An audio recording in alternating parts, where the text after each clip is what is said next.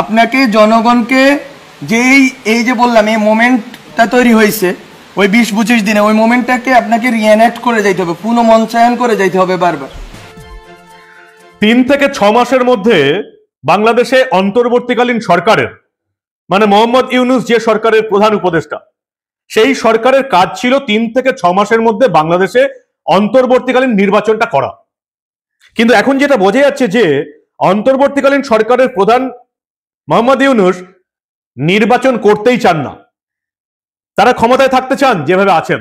বাংলাদেশের সংবিধান আইন কানুন যেটার অনুমতি দেয় না, এবং এখন সেটা দেখার পর আন্তর্জাতিক বিশেষজ্ঞ যারা আছেন তারা এটাই ভাবছেন ভোট নয়, শান্ত নয়, একেবারে দেশকে অশান্ত করে দেশে গৃহযুদ্ধ লাগাতে চলেছেন মোহাম্মদ ইউনূসের অন্তর্বর্তীকালীন সরকার। এমনকি এই যে মোহাম্মদ ইউনূস, যিনি আবার বাংলাদেশের এই অন্তর্বর্তীকালীন সরকারের প্রধান উপদেষ্টা, তারও একজন উপদেষ্টা আছেন, বিশেষ সহকারী উপদেষ্টা মাহফুজ আলম। তিনি কি বলছেন? তিনি বলছেন এই বিপ্লবটা কিন্তু চালিয়ে যেতে হবে, এই অশান্তি চালিয়ে যেতে হবে, অবিশ্বাস্য ব্যাপার। আর অন্যদিকে পাকিস্তান থেকে কন্টেনার ভর্তি হয়ে অস্ত্র আসছে, কাদের জন্য? বাংলাদেশে আবার ছাত্র আন্দোলন শুরু হয়েছে এবং ছাত্রদের পেটাচ্ছে পুলিশ। সেনার উপস্থিতিতে হিন্দু শিক্ষকদের রীতিমতো জোর করে পদত্যাগ করতে বাধ্য করা হচ্ছে। গৃহযুদ্ধ লাগতে চলেছে বাংলাদেশে, এমনটাই মনে করছেন আন্তর্জাতিক বিশেষজ্ঞরা। আর কি কি হচ্ছে সেখানে আমরা দেখলাম, রংপুরে গতকালে একবার হিন্দুদের একটা বড় জমায়েত আমরা লক্ষ্য করলাম। আর কি কি হচ্ছে সবটা দেখাবো, আপনাদের শোনাবো। বাংলাদেশে কি সত্যি গৃহযুদ্ধ লাগতে চলেছে? এই প্রতিবেদন শেষ অবধি দেখুন। আমি মানব, দ্য নিউজ বাংলায় আপনাদের স্বাগত জানাচ্ছি। ভোট হবে না, গৃহযুদ্ধ লেগে যাবে বাংলাদেশে, এমনটাই বাংলাদেশের লোকজনও মনে করছে।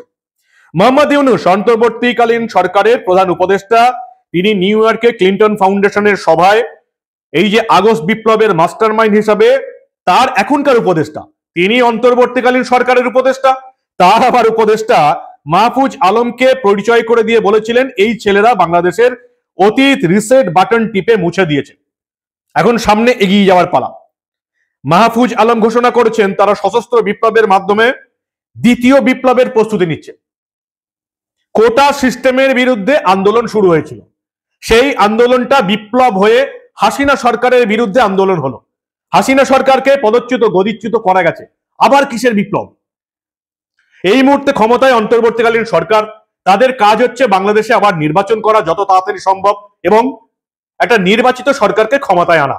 কিন্তু মোহাম্মদ ইউনূস এবং তার উপদেষ্টা মাহফুজ আলম বলছেন যে সংসদীয় গণতন্ত্র তাদের বিপ্লবের ধারা নয়, তারা আইসিসের ন্যায় খেলাফত কায়েম করবে অথবা ইরানের বিপ্লবের মতো গণ অভ্যুত্থান করে পুনরায় ক্ষমতায় আসবে। অর্থাৎ সংসদীয় রাজনীতি, গণতান্ত্রিক রাজনীতি তাদের জন্য নয়। আর এটা বলার পর বাংলাদেশে যে ভোট হবে না, গৃহযুদ্ধ হবে, এমনটাই মনে করা হচ্ছে। আগে দেখে নিই এই মাহফুজ আলম ঠিক কি বলছেন। তিনি বলছেন বিদ্রোহ চালিয়ে যেতে হবে। ভালো করে শুনুন। অন্তর্বর্তীকালীন সরকারের প্রধান উপদেষ্টা মোহাম্মদ ইউনূস, তার প্রধান উপদেষ্টা মাহফুজ আলম ঠিক কি বলতে চাইছেন। বাংলাদেশের বুদ্ধিজীবীরা যে 71 মুক্তিযুদ্ধ এটা আজ করতে পারে নাই, এবারও বুদ্ধিজীবীরা ফেল মারছে। যে আমরা যখন 20 দিনে ছিলাম, আমরা কি আসলে কে কাকে কতটুকু শত্রু গণ্য করছি? আমাদের ভিতরে সংহতির আইডিয়াটা কেমন ছিল? আমরা কাকে বন্ধু গণ্য করছি, কাকে শত্রু গণ্য করছি? আমরা কাকে ইডিওলজিক্যালি ফাইট করছি, কাকে ইডিওলজিক্যালি আমাদের মিত্র মনে করছি? ওই 20 দিন 25 দিন 30 দিনের যেই আমাদের যেই রাজনৈতিকতাটা হয়েছে, এটাকেই হচ্ছে যে আমাকে বারবার রিঅ্যাক্ট করতে হবে। এটা হচ্ছে আমার জায়গা থেকে কথা। ওই থিয়েটারে কিছুদিন আমি কাজ করছি, ওখানে আমাকে একটা জিনিস বুঝায় যে, বা এটা আপনারা বুঝেন, এখানে অনেকে থিয়েটারের লোক আছে, রিঅ্যাক্ট করা। আমরা যখন কালকে কিন্তু নাহিদ একটা কথা বলছে, আরেকবার গণঅভ্যুত্থানের দরকার হইতে পারে। আমরা জানি যে বিপ্লবের পরে প্রতি বিপ্লব আসে, এটা কিন্তু আমি লিখছি ইভেন বিপ্লব হওয়ার আগেও, যার একটা প্রতি বিপ্লব দিয়ে আসবে। এখন এটা কিন্তু এরকম না যে আতঙ্ক, এই কে কে নিয়ে যাবে রে, কে আমাদেরকে মেরে যাবে রে, এরকম না ঘটনা। ঘটনা হচ্ছে আপনাকে জনগণকে যেই এই যে বললাম এই মোমেন্টটা তৈরি হয়েছে ওই 20-25 দিনে, ওই মোমেন্টটাকে আপনাকে রিঅ্যাক্ট করে যাইতে হবে, পুনঃমঞ্চায়ন করে যাইতে হবে বারবার। ওই পুনর্মঞ্চায়নের জন্য কি ধরনের রাজনৈতিক প্রক্রিয়া আমাকে ঢুকতে হবে, কি ধরনের রাজনৈতিক সংহতিতে আমাকে ঢুকতে হবে এবং কি ধরনের বাবাদর্শিক তর্কে ঢুকতে হবে, সেটা হচ্ছে আমার কাছে খুব গুরুত্বপূর্ণ। এবং আমরা বলছি যে বাংলাদেশটাকে আমরা সামনের জায়গাটাতে কোথায় নিয়ে রাখতে চাই। ওখানে যদি আমি বলি, আমাদের একটা কথা নিয়ে অনেকেই তর্ক করতেছেন সিভিল সোসাইটিতে, এটা আমার খুব মজা লাগতেছে, যে সভ্যতাগত রূপান্তর বলতে আমরা কি বুঝাচ্ছি, আমরা কি এখানে কি আনতেছি না আনতেছি। এটা আসলে ঘটনা না। ঘটনা হচ্ছে আমরা একটা কথা বলছি যে জাতীয়তাবাদ, বাংলাদেশের জাতীয়তাবাদ আছে, বাঙালি জাতীয়তাবাদ আছে, এই জাতীয়তাবাদী যে তর্কগুলো আছে, বা অনেকে কথাটাকে বলেন জাতিবাদ, যেটাই বলি, শুদ্ধ অশুদ্ধ আপনারা ঠিক করেন। তো এটা হচ্ছে যে এই দুইটা শব্দ, এই দুইটা যে গঠন হয়েছে, যে আপনার বাংলাদেশি জাতীয়তাবাদ, বাঙালি জাতীয়তাবাদ, এই যে দুইটা লড়াই, একদিকে আছে ইসলাম আর একদিকে আছে ইসলামফোবিয়া লড়াই। এই লড়াইগুলোর আপনার সামনের ভবিষ্যৎটা কি হবে, ওইখান থেকে আমরা বলতেছি যে আপনি দুইটা সিভিলাইজেশনের মাঝখানে বসে আছেন, সিভিলাইজেশন স্টেটের মাঝখানে বসে আছেন। আপনি বাংলাদেশ রাষ্ট্রটাকে কোথায় দাঁড়া করাইতে চাচ্ছেন? আপনি কি 71-এর যে মুক্তিযুদ্ধের যেই প্রশ্নগুলো আছে, এটা খুব খুব ভাইটাল কোয়েশ্চেন। মুক্তিযুদ্ধের মানে যেই আপনার চেতনা, গণচেতনা, ওর ভিতর দিয়ে যেই রাজনীতিটা হয়েছে, ওই রাজনীতি দিয়ে কি আপনি টেনে নিতে পারবেন, নাকি মুক্তিযুদ্ধের গণচেতনাটাকে আপনাকে স্ট্রেস করে সামনের দিকে আগাইতে হবে? সামনের দিকে আগাইলে আপনি কোথায় আগাবেন?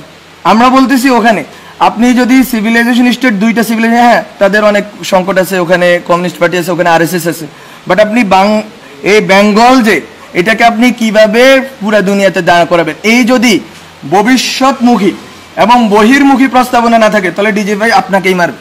ডিজে ভাইয়ের কাজ না আপনার, এখানে বললে আবার শুনে ফেলবে ওরা, তো ডিজে ভাইয়ের কাজ না যে আপনাকে গুলি করা। ডিজে ভাই অথবা বাংলাদেশের যে এনএসআই বা যারা সিকিউরিটি, তাদের কাজ বেসিক্যালি কি, রাষ্ট্র মানে কি বুঝি আমি, রাষ্ট্র মানে রাষ্ট্রের একটা শত্রু থাকবে, রাষ্ট্রের কোনো বন্ধু নেই। কি বলে বন্ধু রাষ্ট্র বলতে, একটা আইডিয়া, খুব অদ্ভুত আইডিয়া তারা আবিষ্কার করছে, বন্ধু রাষ্ট্র বলতে তো কোনো কিছু নাই। প্রশ্ন উঠে গেছে, এই যে আগস্ট বিপ্লব হলো, এর পেছনে কারা ছিল? প্রত্যেকেই জেনে গেছে এর পেছনে প্রধান শক্তি হচ্ছে বাংলাদেশ সেনাবাহিনীর জুনিয়র অফিসারদের একটা বড় অংশ। সেনাবাহিনীর মধ্যে যে নিষিদ্ধ জঙ্গি সংগঠনের মতাদর্শ বাসা বেঁধেছে, তা এই 5ই আগস্টের আগেই বোঝা গিয়েছিল। দেশ যখন নৈরাজ্যের চরম সীমায় পৌঁছে গিয়েছিল, সরকারি সম্পত্তি ধ্বংস করা হচ্ছে, প্রধানমন্ত্রীর বাসভবনে ঢুকে লুটপাট করা হচ্ছে, বাংলাদেশের সেনাবাহিনী চুপ করে বসেছিল। তখনই বোঝা গিয়েছিল যে সেনাবাহিনী অ্যাকচুয়ালি কি চায়। সেনাবাহিনী বাংলাদেশে অরাজকতা, অশান্তি বন্ধ করতে কোনো ব্যবস্থা নেয়নি। তারা প্রধানমন্ত্রীর বাসভবন লুট করতে দিয়েছিল মানুষকে। সরকারি সম্পত্তি ধ্বংস হয়েছিল সেনার উপস্থিতিতে। শুধু হাসিনা সরকার যতক্ষণ ছিল ততক্ষণের কথাও নয়, এখন একেবারে কয়েকদিন আগের ঘটনা, বাংলাদেশি সেনার উপস্থিতিতে বাংলাদেশে হিন্দু শিক্ষকদের পদত্যাগ করতে বাধ্য করা হচ্ছে, যেটা সেনা বসে মোবাইলে ভিডিও রেকর্ডিং করছে। অবিশ্বাস্য ব্যাপার, দেখুন ভালো করে। মুখ দিয়ে একটু বলুক, বাইকের কোনো কথা বলিস না প্লিজ।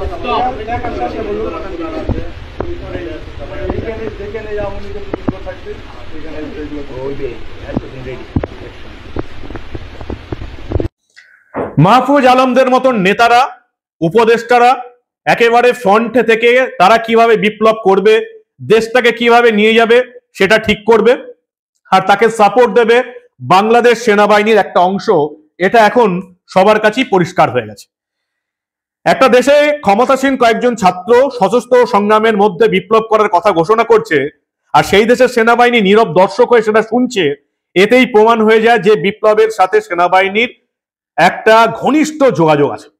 যে সেনাবাহিনী দেশে অরাজকতা করতে দিল, প্রধানমন্ত্রীর বাসভবন লুট করতে দিল, সরকারি সম্পত্তি ধ্বংস করতে দিল, যে সেনাবাহিনী একেবারে হাজির থেকে বাংলাদেশে সংখ্যালঘু হিন্দুদের উপর অত্যাচার করতে দিচ্ছে, আওয়ামী লীগের নেতাকর্মীদের মারধর, খুন জখম করতে দিচ্ছে, বিভিন্ন নেতা নেত্রী যারা মুক্তিযোদ্ধার সঙ্গে যুক্ত ছিলেন তাদেরকে মারধর করে ব্রিজের মধ্যে ঝুলিয়ে দিতে দেখছে সেনাবাহিনী। ফলে দেশের সেনাও চাইছে যে দেশে অরাজকতা চলতে থাকুক, যাতে একেবারে এই দেশটা মৌলবাদী দেশ হয়ে যায়। সারা দেশে 2000-এর উপর পুলিশ সদস্যকে কিভাবে হত্যা করা হয়েছে, যদি এটা অভিযোগ, এর কোনো প্রমাণ নেই।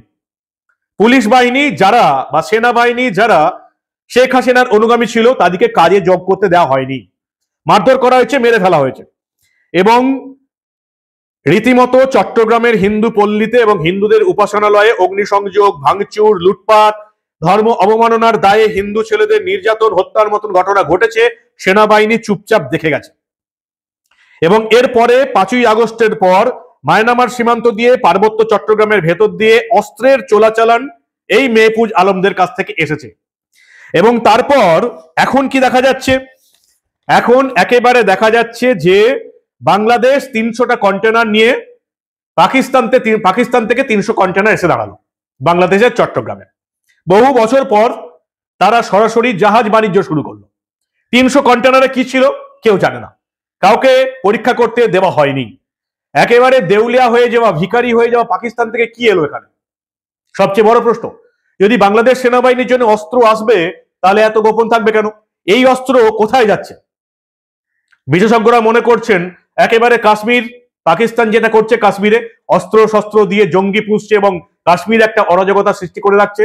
খুব অবিলম্বে এই সমস্ত অস্ত্র শস্ত্র দিয়ে 7 সিস্টার্স এর আশেপাশে ঝামেলা শুরু করবে এই বাংলাদেশের জঙ্গি সংগঠনগুলো, যাদেরকে হাসিনা সরকার চলে যাওয়ার পর, ক্ষমতাচ্যুত হওয়ার পর বাংলাদেশের বিভিন্ন জেল থেকে যাদেরকে মুক্তি দেওয়া হয়েছে তারাই এবার এই 7 সিস্টার্সে, ভারতের 7 সিস্টার্স আপনারা জানেন, সেখানে এবার ঝামেলা শুরু করবে।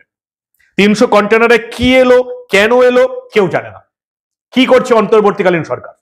শান্তিতে নোবেল পাওয়া মোহাম্মদ ইউনূসের ধ্যান ধারণা, দৃষ্টিভঙ্গি, উদ্দেশ্য একেবারেই যে শান্তি রাখার মতো নয়, শান্তি আনার মতো নয়, সেটা এখন গোটা বাংলাদেশ বুঝে গেছে। আর কি কি হচ্ছে সেখানে? একতরফা বিপ্লব হওয়ার কথা বলা হচ্ছে মাহফুজ আলমদের তরফ থেকে। এবং সেখানে আজকে দেখতে পাচ্ছি আমরা বাংলাদেশি হিন্দুরা বিভিন্ন জায়গায় কিন্তু গণজাগরণ শুরু করেছে। দেখুন রংপুরের এক ঝলক।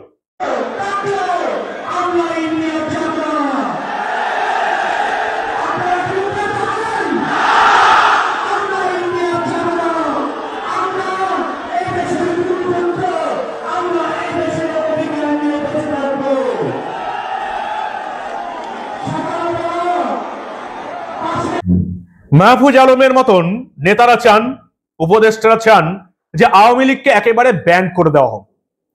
এবং ইউনূসের অন্তর্বর্তীকালীন সরকার বাংলাদেশের রাজনীতি থেকে আওয়ামী লীগকে নির্বাসনে পাঠানোর প্রক্রিয়া শুরু করে দিল। এবং এর আগে আপনারা জানেন হাসিনা দলের যে ছাত্র শাখা, ছাত্রলীগকে আগেই নিষিদ্ধ ঘোষণা করা হয়েছে। মজার ব্যাপার এটাই যে আওয়ামী লীগকে নিষিদ্ধ করলে যাদের সুবিধা সবচেয়ে বেশি হবে সেই জামাত এবং বিএনপি, এরা আবার চায় না এভাবে আইন এনে কোনো রাজনৈতিক দলকে নিষিদ্ধ করা হোক। কারণ তারাও জানে যে বাংলাদেশ কবে ভোট করবে জানে না। 20শে জানুয়ারির পর আমেরিকায় ডোনাল্ড ট্রাম্প সরকার ক্ষমতায় আসছে।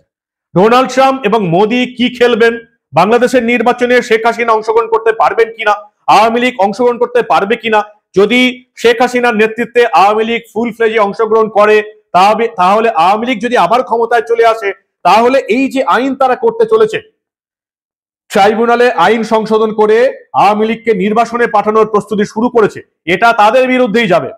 সেজন্য আওয়ামী লীগ নিষিদ্ধর পক্ষে নয় বিএনপি এবং জামাত। অদ্ভুত ব্যাপার না? যাদের সুবিধার জন্য অন্তর্বর্তীকালীন মোহাম্মদ ইউনূসের সরকার হাসিনার আওয়ামী লীগকে নিষিদ্ধ করতে চায়, তারাই আবার এটা চায় না। বিএনপির মতন জামাত ইসলামীও চায় না আওয়ামী লীগ নিষিদ্ধ হোক, এমনটাই বলেছেন জামাতি ইসলামী আমির ডক্টর শরীফ রহমান। এবং বিএনপির তরফ থেকে বলা হয়েছে যে আমরা রাজনৈতিকভাবে লড়াই চাই, আমরা চাই না কোনো রাজনৈতিক দলকে নিষিদ্ধ করা হোক। অভূতপূর্ব ব্যাপার। মনে করা হচ্ছিল যে জামাত এবং বিএনপি এদের সুবিধা হবে অন্তর্বর্তীকালীন সরকার আসার পর, কিন্তু অন্তর্বর্তীকালীন সরকার এমন সিদ্ধান্ত নিচ্ছে জামাত এবং বিএনপি তার বিরোধিতা করছে। এবং জামাত এবং বিএনপি চাইছে ভোট করতে, যেটা এখনো অব্দি অন্তর্বর্তীকালীন সরকার মোহাম্মদ ইউনূসের সরকার একটাও শব্দ উচ্চারণ করেনি। এবার মেহফুজ আলমের মতন নেতারা চাইছেন যে ট্রাম্প সরকার ক্ষমতায় আসার পরেই আরো একটা সশস্ত্র বিপ্লব করে বাংলাদেশ পুরোপুরি নিজেদের করায়ত্ত করতে, যেখানে তাদের হাতে ক্ষমতায় থাকবে এবং বাংলাদেশ সেনার হাতে ক্ষমতায় থাকবে। সেটা কিভাবে সম্ভব সেটা এখন অব্দি আমাদের জানা নেই। কি বলবেন আপনারা? বাংলাদেশে যে খেলাটা চলছে ভয়ঙ্কর একটা খেলা চলছে। ইউনূস সরকার, অন্তর্বর্তীকালীন সরকারকে বসানো হয়েছিল যে 3 থেকে 6 মাসের মধ্যে ভোট করে বাংলাদেশে একটা স্থায়ী সরকার এরা দেবে। কিন্তু মোহাম্মদ ইউনূসের মুখে এখন আর কোনো স্থায়ী সরকারের কোনো গল্প নেই। উল্টে এই মেহফুজ আলমের মতন যারা প্রধান উপদেষ্টার উপদেষ্টা, তারা আবার দ্বিতীয়বার সশস্ত্র বিপ্লব চাইছেন। অর্থাৎ যে স্বাধীনতা তারা পেয়েছিলেন 1947 ভারতের সঙ্গে, 1971 ভারতের সাহায্যে, 2024 শেখ হাসিনা সরকারকে ফেলে, এবং এরপর তারা আরো একবার চতুর্থবার বাংলাদেশকে স্বাধীন করতে চান একটা সশস্ত্র বিপ্লবের দ্বারা। কি হতে চলেছে বাংলাদেশ? সবাই মনে করছে ওটাই যেটা দিয়ে আমি এই প্রতিবেদন শুরু করেছিলাম, ভোট নয়, বাংলাদেশে গৃহযুদ্ধ লাগতে চলেছে শ্রীলঙ্কার মতন। কি বলবেন আপনারা? আপনাদের মূল্যবান এবং গুরুত্বপূর্ণ মতামত জানান দা নিউজ বাংলার কমেন্ট সেকশনে। আর দেখতে থাকুন দা নিউজ বাংলা। আমরা আবার আন্তর্জাতিক ক্ষেত্রে, বিশেষ করে আমাদের প্রতিবেশী দেশের এই ধরনের কোনো খবর চেপে রাখতে দেব না।